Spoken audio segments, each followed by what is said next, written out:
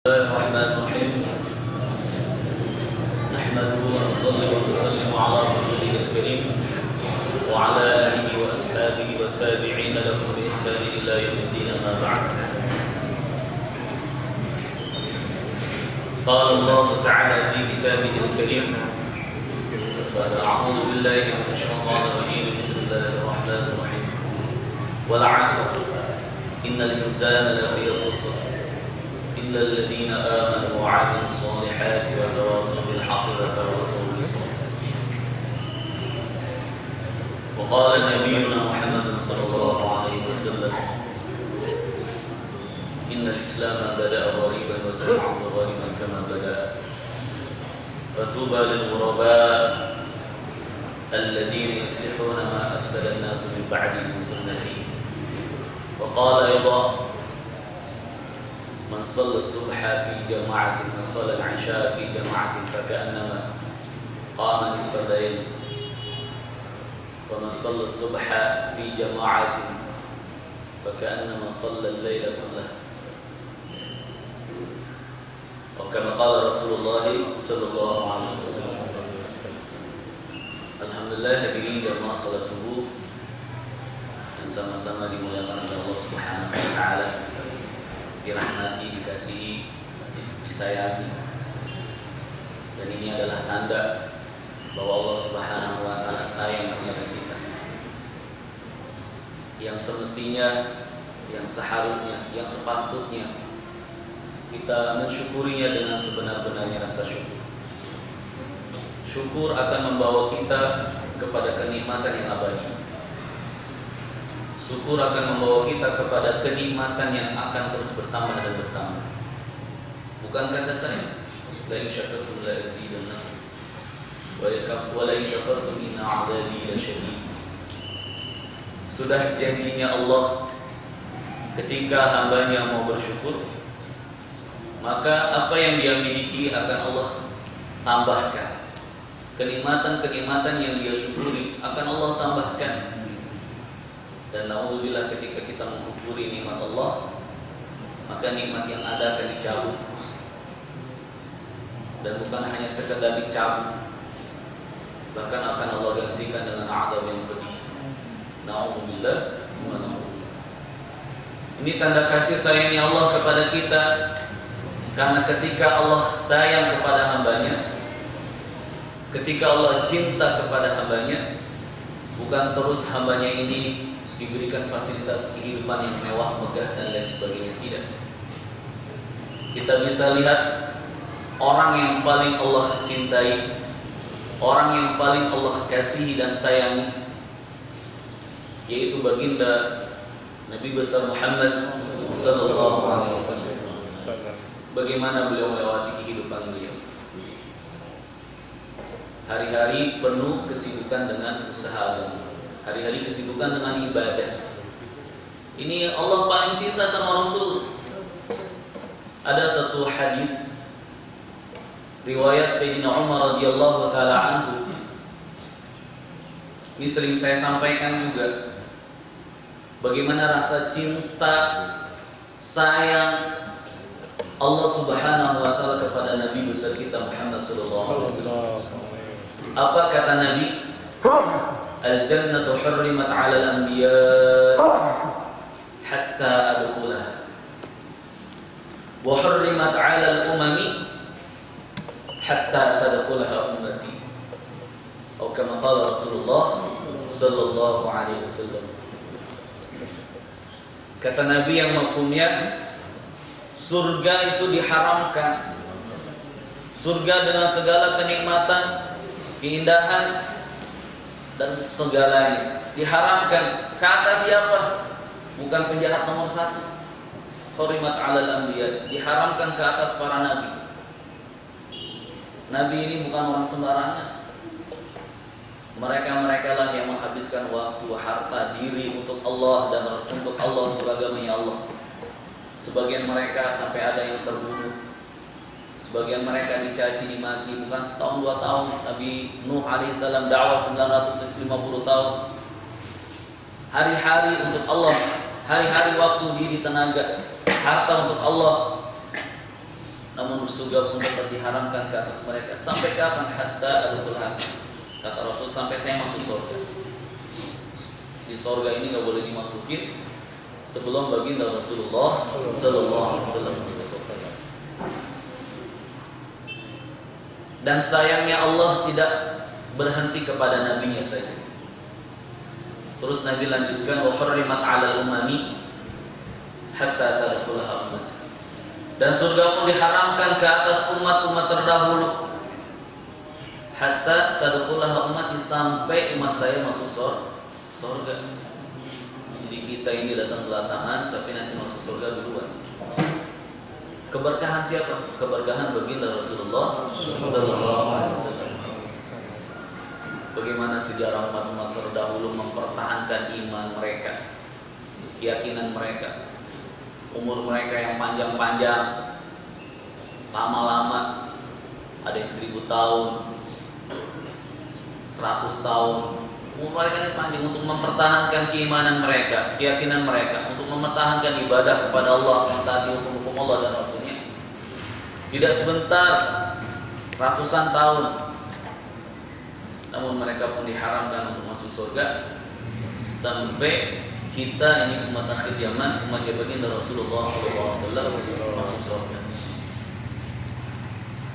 Begitu sangat sayangnya Allah Subhanahu wa taala, begitu sangat mengistimewakannya Allah Subhanahu wa taala kan baginda Rasulullah SAW. Namun rasa sayang Allah, perhatian Allah kepada Rasul bukannya dengan kenikmatan-kenikmatan yang mungkin saat ini banyak kita miliki. Hari-hari beliau selalu merasa resah, gelisah, bagaimana seluruh umat ini masuk surga tanpa harus lewat neraka. Hari-hari siang dan malam beliau buat dakwah, siang malam beliau buat ibadah, siang dan malam beliau selalu bersyukur dan berzikir kepada Allah Subhanahu wa taala. Maka kalau kita Allah berikan taufik untuk beribadah, ini bertanda Allah Subhanahu wa taala sayang kepada kita. Karena ibadah, amal soleh akan membawa kita kepada keridhaan Allah, dan keridhaan Allah akan membawa kita kepada surganya, kenikmatan yang tiada tara, kenikmatan-kenikmatan yang ma la 'ainun ra'at wa la udhunun sami'at wa la khatara 'ala qalbi bashar. Kenikmatan yang tidak pernah terlihat, terpandang oleh pandangan. Kenikmatan yang tidak pernah kita dengarkan oleh telinga kita. Kenikmatan yang tidak pernah juga dalam hati kita. Ini adalah tanda sayangnya Allah Subhanahu wa taala kepada kita. Pagi-pagi, siang dingin, malam mungkin kita bangun lebih dahulu, sholat tahajud dulu, sahur dulu, habis subuh ini bawaannya ngantuk. Tapi dengan kasih sayangnya Allah, Allah berikan kita taufik, hidayah serta inayahnya untuk bisa melangkahkan kaki kita, menggerakkan seluruh anggota badan kita untuk menjalankan perintahnya yang terbesar, salat, dan kita jalankan dengan sesuai yang dicontohkan oleh baginda Rasulullah SAW, berjamaah. Ini adalah anugerah yang sangat besar, seperti hadis yang barusan saya bacakan.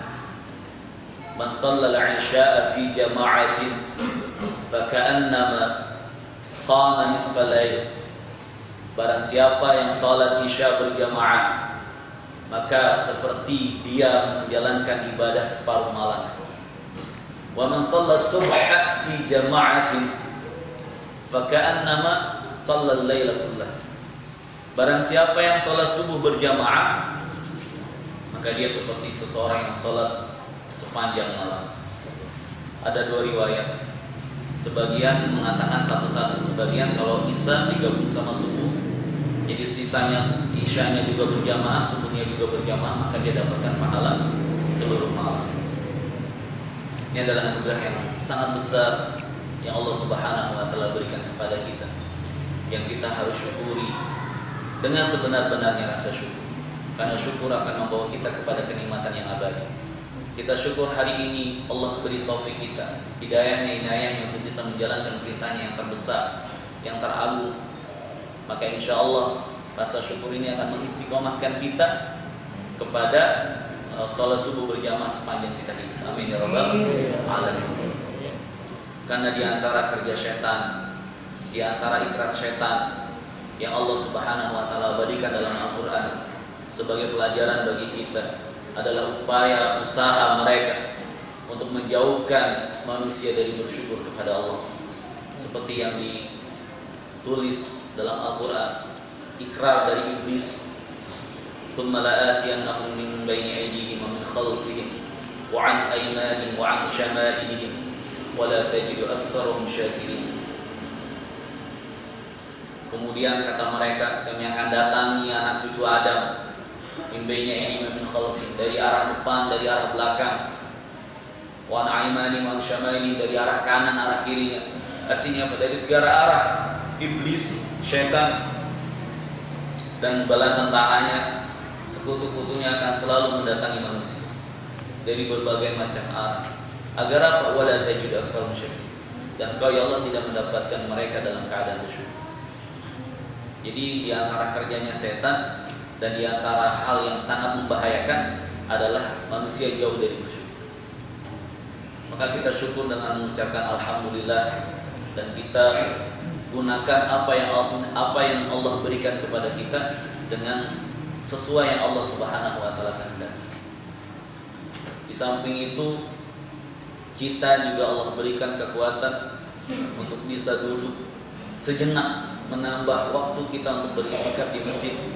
Bukan hanya sekedar duduk-duduk, tetapi duduk yang di dalamnya akan mengingatkan kita akan perintah-perintah Allah, yang di dalamnya akan mengingatkan kita akan hadis-hadis Rasulullah. Yang kata Nabi kepada Abu Dzar, "Ya Abu Dzar, lam taqwa fata'alama ayatan min kitabillah khairun laka min an tusalliya mi'ata raka'atin. Wa lam taqwa fata'alama baba min al-'ilmi umila bihi aw lam yu'mal khairun min an tusalliya alf raka'atin." Atau kama qala Rasulullah sallallahu alaihi wasallam. Abu Dzar dapat nasihat dari Rasulullah, "Wahai Abu Dzar, pagi-paginya kamu belajar satu ayat dari Al-Quran itu lebih baik daripada sholat sunnah 100 rakaat. Dan pagi-paginya kamu belajar satu bab dari ilmu, baik telah diamalkan atau belum sempat diamalkan, itu lebih baik bagimu daripada sholat 1000 rakaat." Ini Masya Allah. Mudah-mudahan yang duduk di sini Allah Subhanahu wa taala tunaikan apa yang Allah janjikan kepada kita melalui hadis-hadis Rasulullah sallallahu alaihi wasallam. Selawat dan salam semoga selalu terlimpah curahkan kepada junjungan kita Nabi besar Muhammad sallallahu alaihi wasallam beserta keluarga, sahabat dan para pengikutnya. Hadirin jamaah salat subuh yang dimuliakan Allah Subhanahu wa taala. Pagi ini saya akan bacakan beberapa hadis tentang apa di balik bulan Ramadan yang mungkin dalam beberapa hari ke depan sudah tidak kita temukan lagi raungan-raungan, suasana-suasana seperti yang kita dapati saat ini. Di sini di dalam kitab Masjidul Rabih ada beberapa hadis panjang tentang kejadian dan apa yang ada di balik bulan Ramadan sampai nanti hari raya Idul Fitri.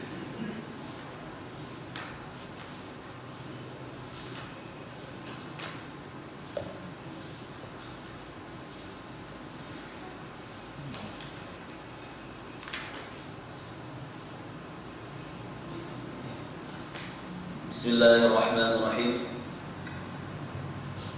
Wa kharaja Abu Shaykh al-Dhahab al-Baihaqi bi isnadihi ma 'an Ibn Abbas radhiyallahu ta'ala anhuma أنه سمع رسول الله صلى الله عليه وسلم يقول إن الجنة لتجدد وتزين من الحول إلى الحول لدخول شهر رمضان، فإذا كانت أول ليلة من شهر رمضان هبت ريح من تحت العرش يقال لها المسيرة،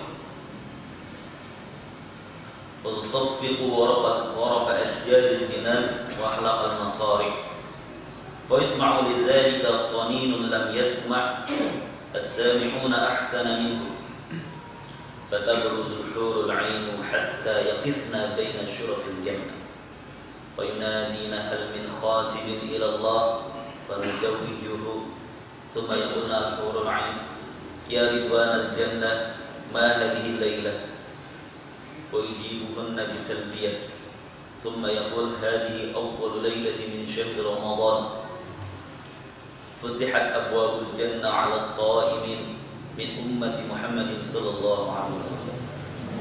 قال ويقول الله عز وجل يا رضوان افتح أبواب الجنان ويا مالك أغلق أبواب الجحيم ويا جبريل اهبط إلى الأرض وصفد مردة الشياطين وغلهم بالأغلال ثم قذفهم في البحار حتى لا يفسدوا على أمة محمد الحبيب صلى الله عليه وسلم صياما. قال ويقول الله عز وجل في كل ليلة من شهر رمضان بمناد ينادي 3 مرات هل من سائل فأعطيه له هل من تائب فأتوب عليه هل من مستغفر فأغفر له من يقرض المني غير العدو والوفي غير الظلوم. قال ولله عز وجل في كل يوم من شهر رمضان عند الإفطار 1000 عتيق من النار كلهم قد استوجبوا النار. فإذا كان آخر يوم من شهر رمضان أعتق الله في ذلك اليوم بقدر ما أعتق من أول شهر إلى آخره. وإذا كانت ليلة القدر يأمر الله عز وجل جبريل عليه السلام فيهبط في كبكبة من الملائكة ومعهم لواء أحضر فيركز اللواء على ظهر الكعبة وله 100 جناح منها جناحان لا ينشرهما إلا في تلك الليلة فينشرهما في تلك الليلة فيجاوز المشرق إلى المغرب فيحث جبريل عليه السلام الملائكة في هذه الليلة ويسلمون على كل قائم وقاعد ومصل وذاكر ويصافحونهم ويؤمنون على دعائهم حتى يطلع الفجر. فإذا طلع الفجر ينادي جبريل عليه السلام معاشر الملائكة الرحيل فيقولون يا جبريل فما صنع ربنا في حوائج المؤمن من أمة أحمد صلى الله عليه وسلم. فيقول نظر الله إليهم في هذه الليلة فعفا عنهم إلى 4. فقلنا يا رسول الله من هم؟ قال رجل مدمن خمر وعاق بوالديه وقاتل رحم ومشاحن. قلنا يا رسول الله ما المشاحن؟ قال هو المصاري. فإذا كانت ليلة الفطر سميت تلك الليلة ليلة الجائزة. فإذا كانت غداة الفطر بعث الله عز وجل الملائكة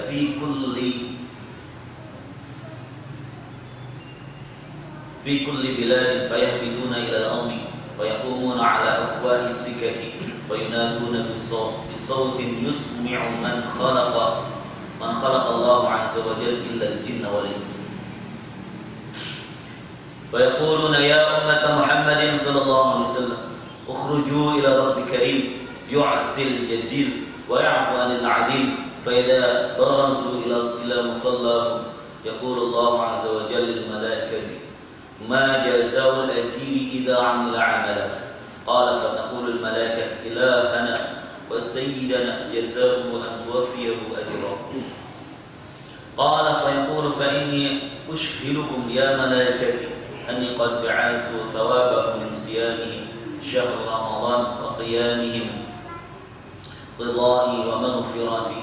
ويقول يا عبادي سلوني فوعزتي وجلالي لا تسألوني اليوم شيئا في جمعكم لآخرتكم إلا أعطيتكم ولا لدنياكم إلا نظرت لكم فوعزتي لأصرن عليكم أثراتكم ما رقبتموني وعزتي لأخزيكم ولا أفضحكم بين أصحاب الحدود انصرفوا مغفرا لكم قد أرضيتموني ورضيت عنكم فتفرح الملائكة wa tastabshiru bima yu'ti Allahu 'azza wa jalla hadhihi al-ummah idza aftaru min syahr Ramadan.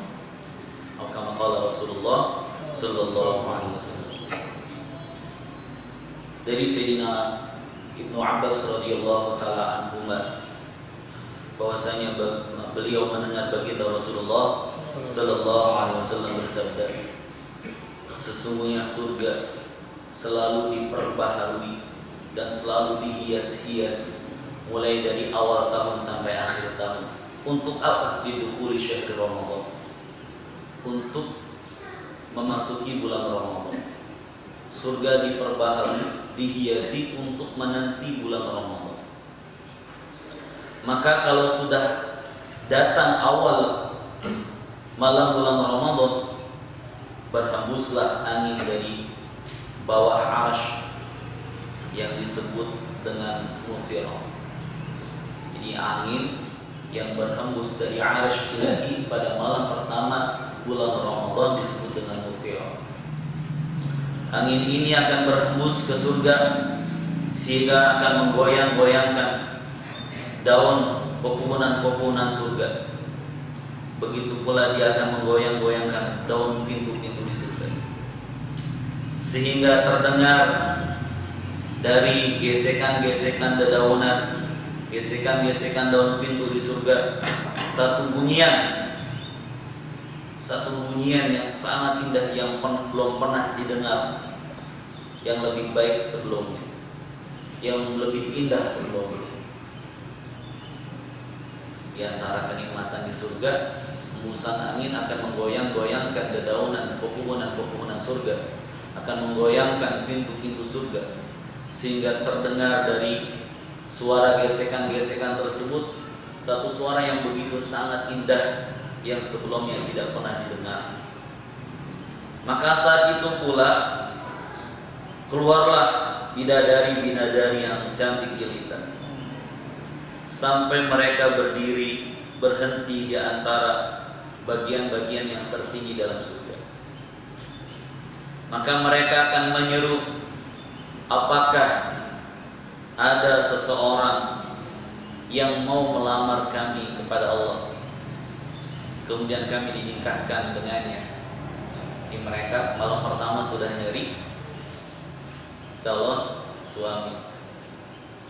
Yang buat bujang-bujang ini jangan takut, masih ada kesempatan.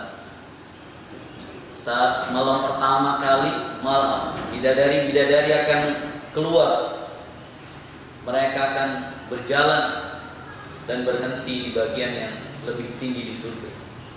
Mereka akan menyerukan satu hal yang sangat kita senangkan. Apakah ada seseorang yang mau melamar kepada Allah untuk dinikahkan kepada kami? Kemudian mereka akan bertanya kepada malaikat Ridwan, wahai malaikat Ridwan, penjaga surga, apakah malam ini? Maka malaikat-malaikat akan menjawab pertanyaan mereka dengan lebih, Allahu Akbar. Kemudian mereka akan berkata, malam ini adalah malam pertama bulan Ramadan. Maka pintu-pintu surga akan dibukakan kepada orang-orang yang berpuasa dari kalangan umat baginda Rasulullah SAW. Kemudian Allah Subhanahu wa taala berfirman dalam hadis qudsi, wahai Ridwan, bukalah pintu-pintu surga. Wahai Malik, tutuplah pintu-pintu neraka. Wahai Jibril, turunlah ke bumi, ikatlah setan-setan yang terlaknat, ikatlah mereka dengan ikatan, kemudian lemparkan mereka dalam lautan, sehingga mereka tidak merusak puasanya umat Nabi Muhammad SAW kekasih. Jadi Allah Subhanahu wa taala saking sayangnya terhadap umat ini dan bulan ini, setan-setan pun akan dibelenggu walaupun banyak tafsiran dan dilemparkan, dilautkan. Agar apa? Agar tidak merusak puasanya umat dari kekasihnya baginda Rasulullah sallallahu alaihi wasallam. Kemudian Allah pun berfirman, di setiap malam bulan Ramadan kepada malaikat penyeru yang menyerukan 3 hal. Jadi setiap bulan Ramadan Allah akan perintahkan satu malaikat yang akan menyerukan 3 hal setiap malam di kulli lailah dari bulan Ramadan. Apa 3 hal itu? Hal min sa'ilin fa'atiyahu su'lah. Apakah ada orang yang mau meminta, maka akan aku berikan permintaannya. Apakah ada orang yang bertobat, maka akan aku terima tobatnya. Apakah ada orang yang mau meminta ampunan, maka akan aku berikan ampunan kepadanya. Ini 3 hal ini penting semua, perlu semua. Kita ingin keinginan-keinginan kita Allah berikan, maka mintalah di bulan Ramadan. Kita ingin tobat kita diterima, maka bertobatlah di bulan Ramadan.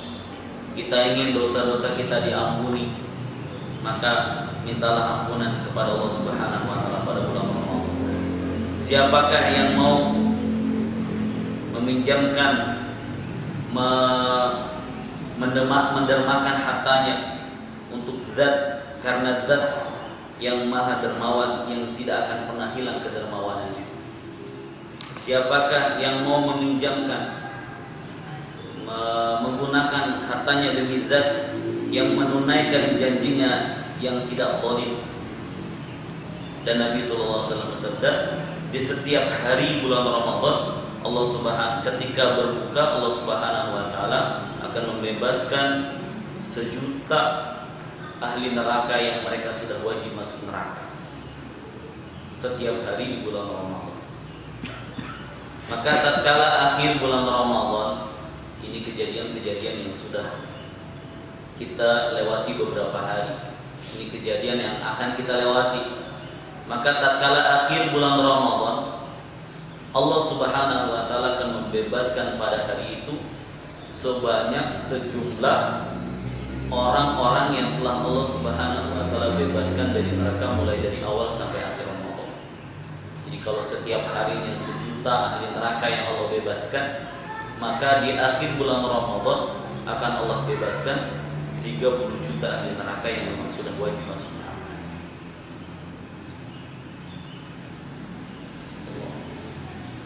Kemudian ketika malam Lailatul Qadar, Allah Subhanahu wa taala akan memerintahkan Jibril untuk turun bersama iringan-iringan para malaikat.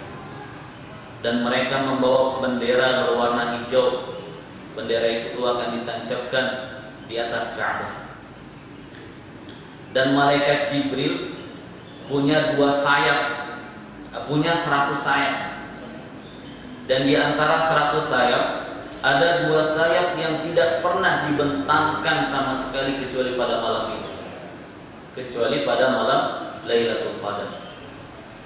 Maka ketika sayapnya dihentakkan, ketika sayapnya dibentangkan, maka tertutuplah daerah timur dan barat. Jadi saking besarnya timur dan barat tertutup sama sayap 2 sayapnya malaikat Jibril yang tidak pernah beliau hentakkan, yang tidak pernah beliau hamparkan, yang tidak pernah dihamparkan kecuali pada malam tersebut. Dan malaikat Jibril akan memberikan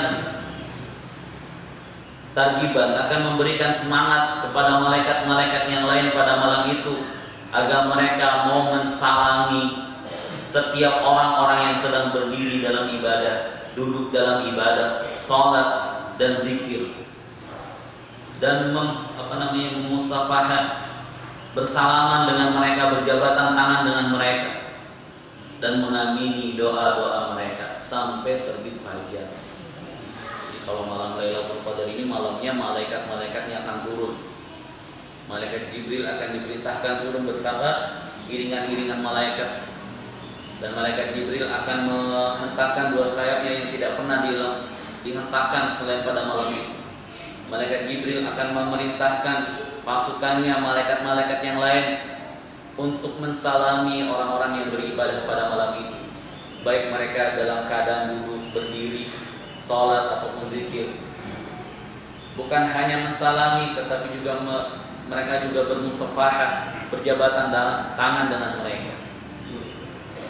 Dan bukan hanya itu, mereka pun akan mengamini doa-doa yang dipanjatkan orang-orang pada saat itu.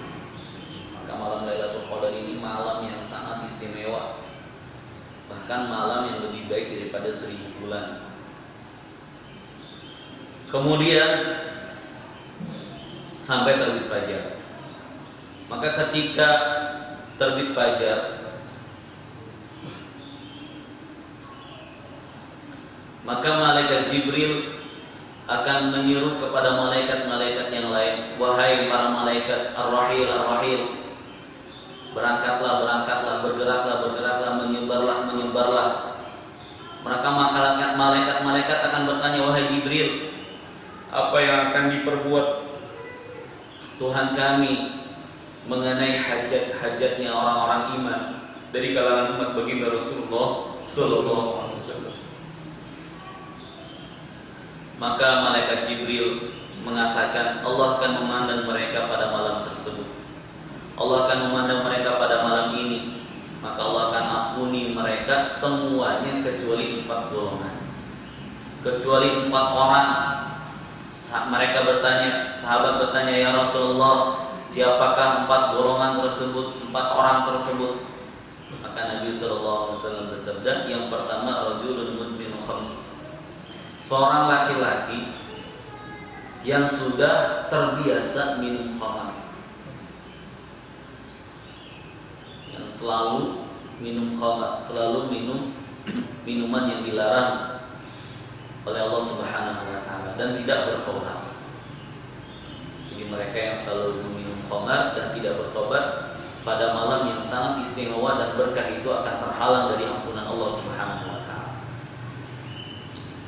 Yang kedua, wa'akun liwalidayhi, seseorang yang berdurhaka, seseorang yang mendurhakai kedua orang tuanya. Orang yang mendurhakai kedua orang tuanya pun akan terhalang dari keberkahan malam yang sangat istimewa tersebut. Karena mendurhakai orang tua, musibahnya, kecelakaannya bukan hanya di akhirat, tetapi juga di dunia. Dan mendurhakai kedua orang tua akan membawa anak-anak kita untuk mendurhakai kita. Mendurhakai orang tua akan membawa, menjadikan anak-anak kita mendurhakai kita. Karena baginda Rasulullah SAW pernah bersabda, wa barru aba'akum tabarrakum abna'ukum. Berbaktilah kepada kedua orang tua kalian, maka anak-anak kalian akan berbakti kepada kalian. Dalam kata lain, ketika kita tidak mau berbakti kepada orang tua kita, ini akan menjadikan anak-anak kita untuk tidak berbakti kepada kita. Jadi kalau kita ingin anak-anak kita kelak berbakti, sayang, patuh kepada kita, maka kita harus belajar sayang, patuh, berbakti kepada orang tua kita.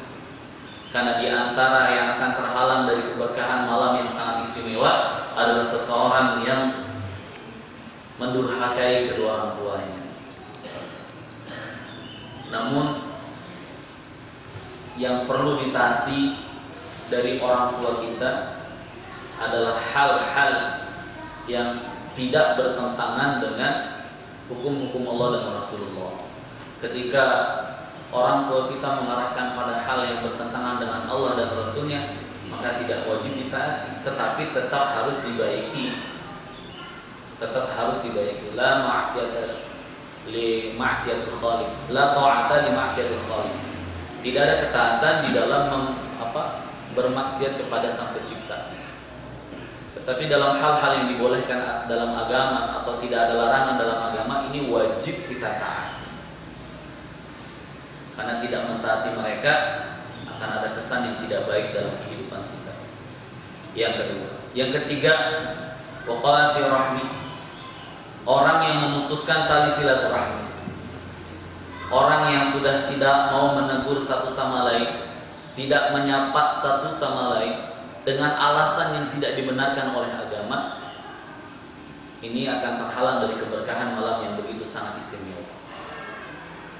Jangan kita putuskan tali silaturahmi, kita jalin tali silaturahmi terutama terhadap keluarga, sanak famili, dan umat Islam seluruhnya dengan perasaan, dengan keyakinan bahwa orang Islam ini setiap mereka punya keistimewaan yang sangat luar biasa.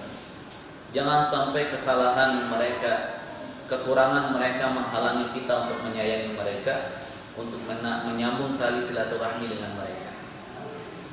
Seperti yang sering saya sampaikan, akan komentarnya Sayyidina Ibnu Umar radhiyallahu taala anhuma ketika beliau memandang Ka'bah, ketika beliau melihat Ka'bah, ditulis dalam kitab Tirmidzi hadis 1350 atau 530.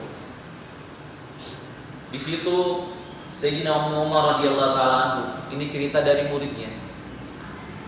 Apa kata beliau ketika melihat Ka'bah? Ma'a'dhamaki wa'a'dhama hurmatiki wal mu'min Allah hurmatan 'indallahi minki.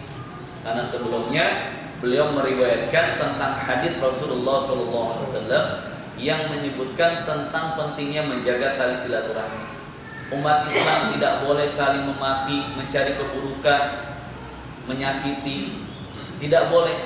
Ketika beliau sampaikan hadis itu di dalam pelajaran, maka suatu ketika santri beliau bareng beliau melihat Ka'bah, maka apa yang terlontar dari lisan beliau, ma'a'dhamaki wa'a'dhama hurmatiki. Alangkah agungnya engkau Ka'bah. Alangkah mulianya alangkah agungnya kemuliaan engkau Ka'bah. Wal mu'min a'dhamu hurmatan 'indallahi minhu.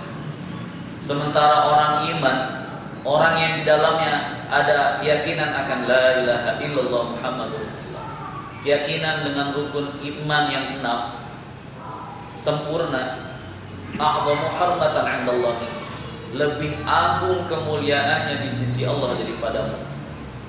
Setiap orang iman dalam hatinya yang ada keyakinan yang sempurna terhadap Allah dan Rasul, yakin akan la ilaha illallah Muhammadur Rasulullah, dia punya keistimewaan yang sangat istimewa, sangat luar biasa, bahkan lebih istimewa di sisi Allah daripada Ka'bah. Kalau kita punya perasaan demikian, maka melengoskan wajah kita dari orang-orang iman ini tidak akan bisa. Melengoskan wajah kita dari orang yang dalam hatinya ada kalimat iman, ini lebih parah daripada kita melengoskan wajah kita daripada Ka'bah, kata Allah. Menyakiti orang yang beriman lebih parah daripada merusak Ka'bah. Ini komentarnya Sayyidina Ibnu Umar radhiyallahu taala anhuma yang ditulis dalam kitab ini. Maka di antara orang yang terhalang dari keberkahan malam yang sangat istimewa, malam yang begitu luar biasa, adalah seseorang yang telah memutuskan tali silaturahmi di antara mereka. Maka kita sambung tali silaturahmi kita satu sama lain. Walaupun mungkin dalam hati kita masih ada perasaan yang tidak enak, perasaan yang kurang enak, tapi paling tidak kita ucapkan salam kepadanya, kita jabat tangannya. Untuk apa? Untuk mendapatkan keberkahan dari malam yang sangat istimewa. Setiap kita, saya yakin, tidak ada yang mau terhalang dari keberkahan malam yang istimewa tersebut. Makanya perlu pengorbanan yang besar juga. Kita hilangkan keegoan kita, mari sama-sama kita jalin satu tali silaturahmi kita di antara kita. Kemudian ini baru 3, yang keempat, wal musyahin. Sahabat bertanya, ya Rasulullah, siapa musyahin itu? Musyahin adalah orang yang saling bertengkar. Jadi ketika malam itu ada yang bertengkar, gondok-gondokan pada malam itu, dia pun adalah orang-orang yang terhalang dari keberkahan malam tersebut. Dia tidak akan diampuni, dia tidak akan dimaafkan pada malam itu. Allah. Kemudian tatkala malam Id, Lailatul Fitri, ketika datang malam Lailatul Fitri, ketika malam Id datang, malam tersebut dinamakan malam Jaizah, Lailatul Jaizah. Malam pembalasan, penunaian, malam gajian di malam itu.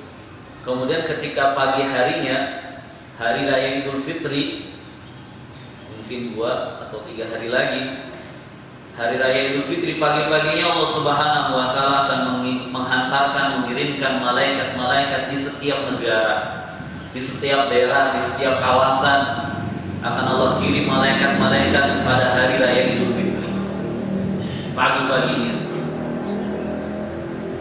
Kemudian mereka akan turun ke muka bumi. Mereka akan berdiri di setiap gang-gang, jalan-jalan di setiap daerah itu, kawasan. Dan mereka akan menyuruhkan dengan suara yang didengar oleh semua ciptaan Allah kecuali jin dan manusia. Pagi hari itu, nanti hari raya Idul Fitri, di setiap daerah, di setiap jalan, di setiap lorong, di setiap gang akan berdiri malaikat-malaikat yang akan menyerukan, mengeluarkan, menyebarkan berita, mengundangkan suara yang didengar seluruh makhluknya Allah, semua ciptaannya Allah kecuali jin dan manusia. Apa yang akan diserukan?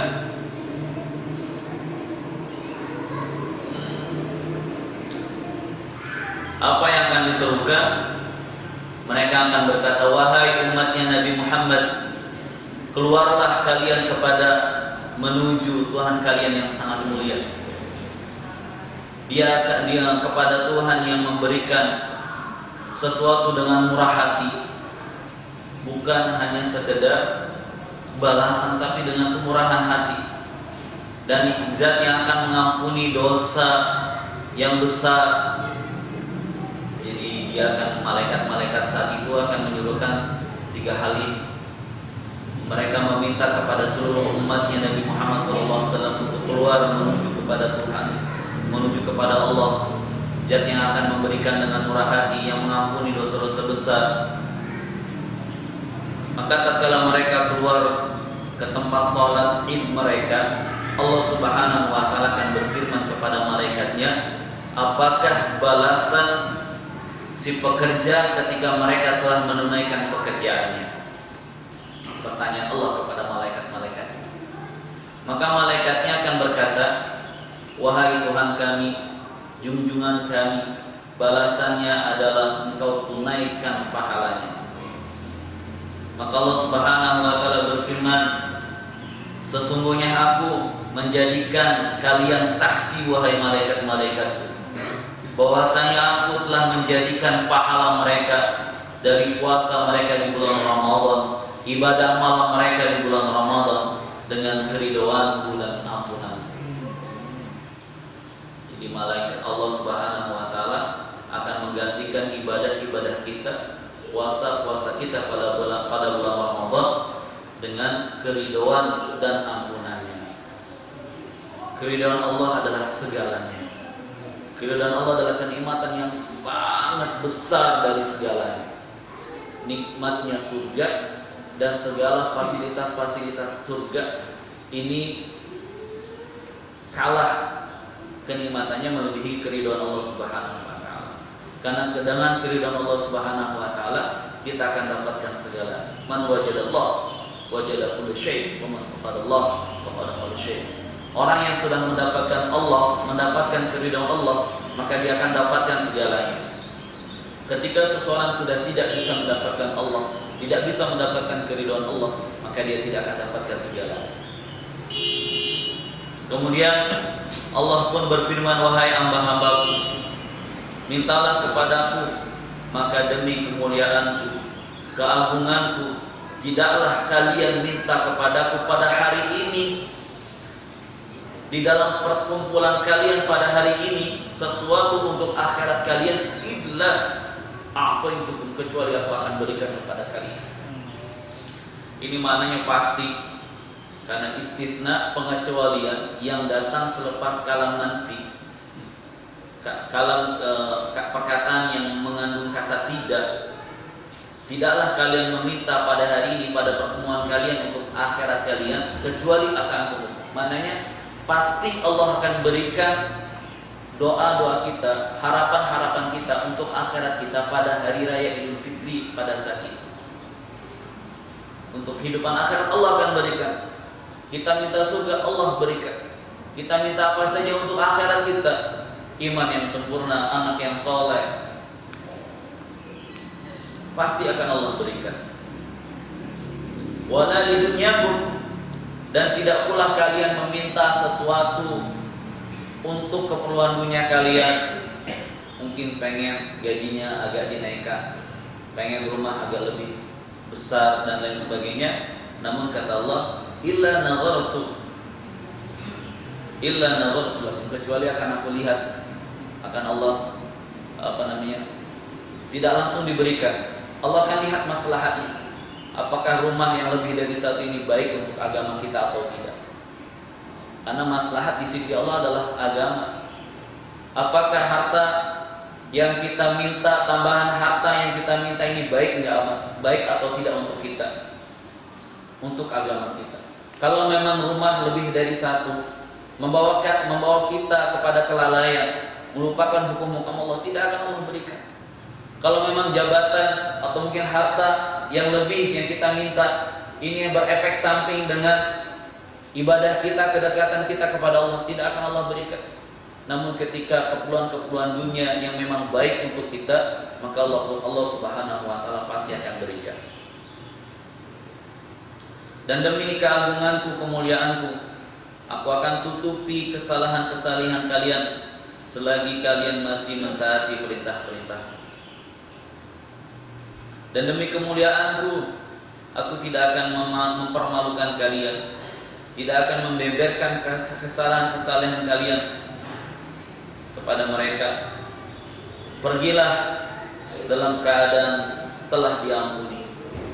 Sesungguhnya kalian telah meridaukanku, telah mengamalkan amalan-amalan yang membuat aku ridho, dan aku pun ridho kepada kalian.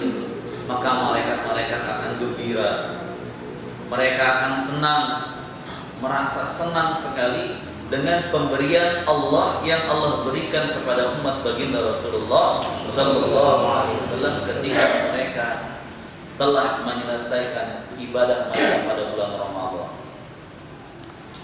Subhanallah. Berapa hari lagi?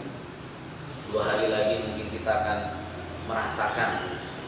Ini kita hayati mulai dari berangkat dari rumah, mungkin depan pintu kita pas gang ini, di situ malaikat.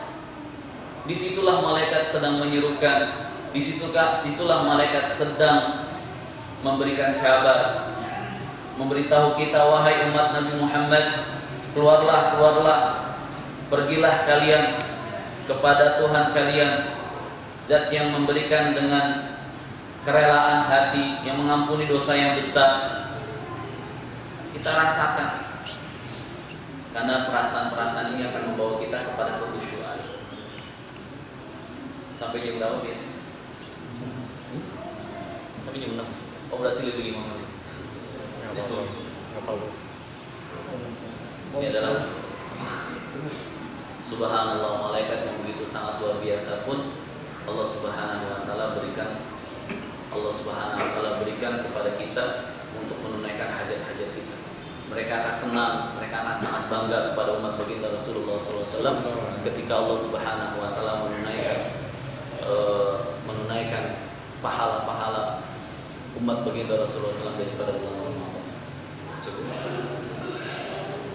Mungkin ini saja. Mudah-mudahan apa yang telah kita dengarkan hari ini Allah Subhanahu wa taala berikan kita taufik, hidayah serta inayahnya